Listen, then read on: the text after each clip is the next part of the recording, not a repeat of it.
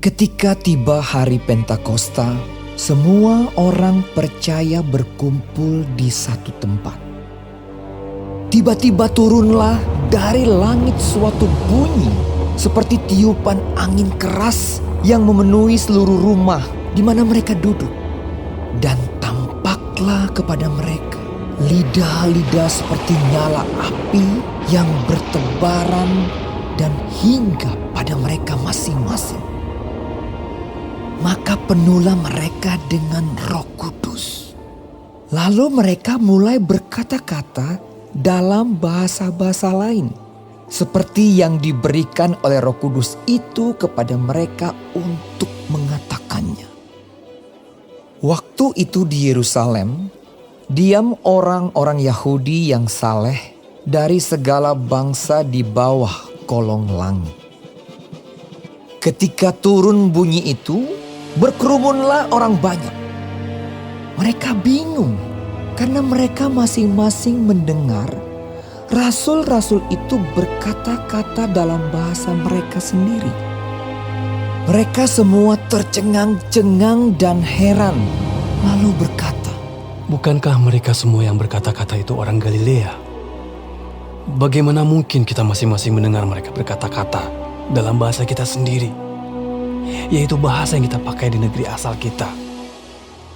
Kita orang Partia, Media, Elam, penduduk Mesopotamia, Yudea dan Kapadokia, Pontus dan Asia, Frigia dan Pamfilia, Mesir dan daerah-daerah Libya yang berdekatan dengan Kirene, pendatang-pendatang dari Roma, baik orang Yahudi maupun penganut agama Yahudi, orang Kreta dan orang Arab. Kita mendengar mereka berkata-kata dalam bahasa kita sendiri tentang perbuatan-perbuatan besar yang dilakukan Allah." Mereka semuanya tercengang-cengang dan sangat termangu-mangu sambil berkata seorang kepada yang lain, "Apakah artinya ini?" Tetapi orang lain menyindir. Mereka sedang mabuk oleh anggur manis. Maka bangkitlah Petrus berdiri dengan ke-11 rasul itu, dan dengan suara nyaring ia berkata kepada mereka, "Hai kamu orang Yahudi, dan kamu semua yang tinggal di Yerusalem, ketahuilah dan camkanlah perkataanku ini. Orang-orang ini tidak mabuk seperti yang kamu sangka, karena hari baru pukul 9. Tetapi itulah yang difirmankan Allah dengan perantaraan Nabi Yoel. Akan terjadi pada hari-hari terakhir. Demikianlah firman Allah, bahwa aku akan mencurahkan rohku ke atas semua manusia. Maka anak-anakmu laki-laki dan perempuan akan bernubuat. Dan teruna-terunamu akan mendapat penglihatan-penglihatan. Dan orang-orangmu yang tua akan mendapat mimpi. Juga ke atas hamba-hambaku laki-laki dan perempuan akan kucurahkan rohku pada hari-hari itu. Dan mereka akan bernubuat.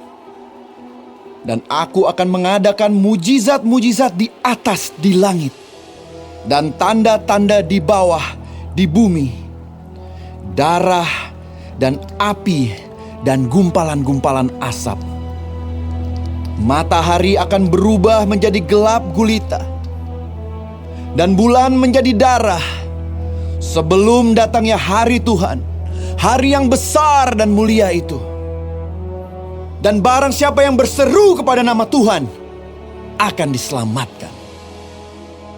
Hai orang-orang Israel, dengarlah perkataan ini.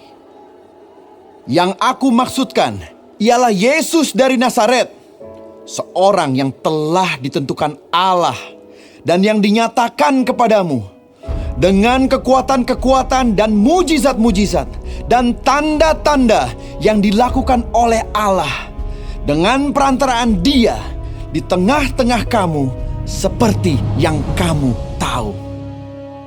Dia yang diserahkan Allah menurut maksud dan rencananya telah kamu salibkan dan kamu bunuh oleh tangan bangsa-bangsa durhaka.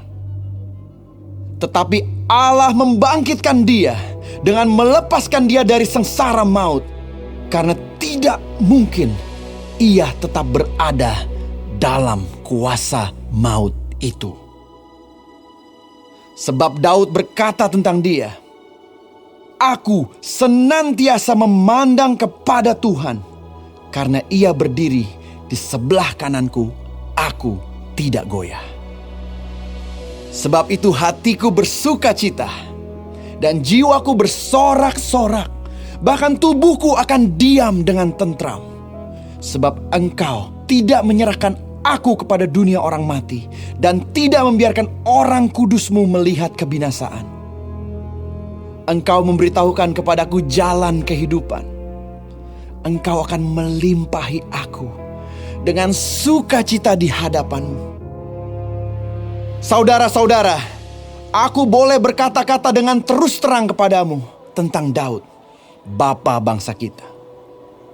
Ia telah mati dan dikubur, dan kuburannya masih ada pada kita sampai hari ini.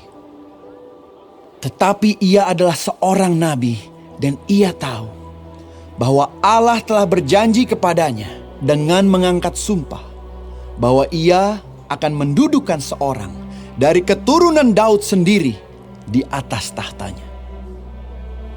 Karena itu ia telah melihat ke depan dan telah berbicara tentang kebangkitan Mesias ketika ia mengatakan bahwa dia tidak ditinggalkan di dalam dunia orang mati dan bahwa dagingnya tidak mengalami kebinasaan. Yesus inilah yang dibangkitkan Allah, dan tentang hal itu kami semua adalah saksi.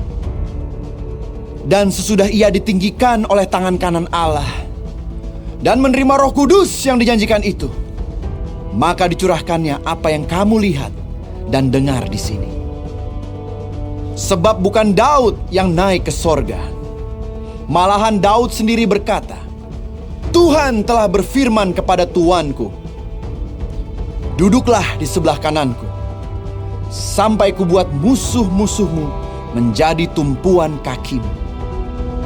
Jadi seluruh kaum Israel harus tahu dengan pasti bahwa Allah telah membuat Yesus yang kamu salibkan itu menjadi Tuhan dan Kristus. Ketika mereka mendengar hal itu, hati mereka sangat terharu. Lalu mereka bertanya kepada Petrus dan rasul-rasul yang lain. Apakah yang harus kami perbuat, saudara-saudara?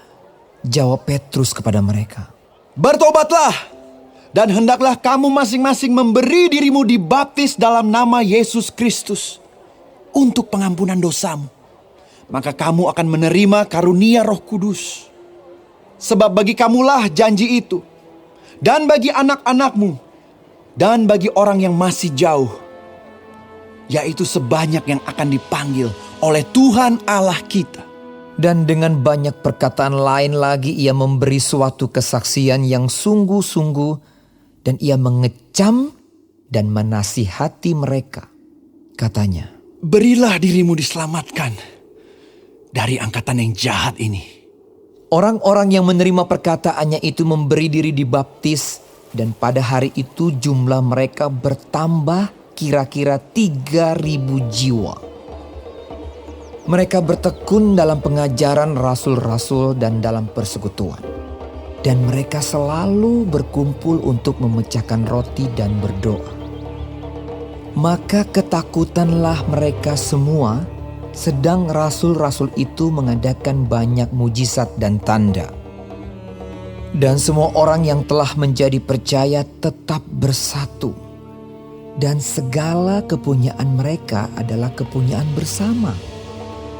Dan selalu ada dari mereka yang menjual harta miliknya, lalu membagi-bagikannya kepada semua orang sesuai dengan keperluan masing-masing. Dengan bertekun dan dengan sehati mereka berkumpul tiap-tiap hari dalam bait Allah.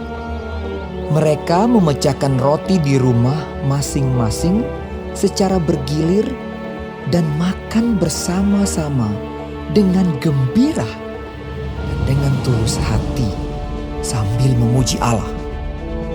Dan mereka disukai semua orang. Dan tiap-tiap hari Tuhan menambah jumlah mereka dengan orang yang diselamatkan.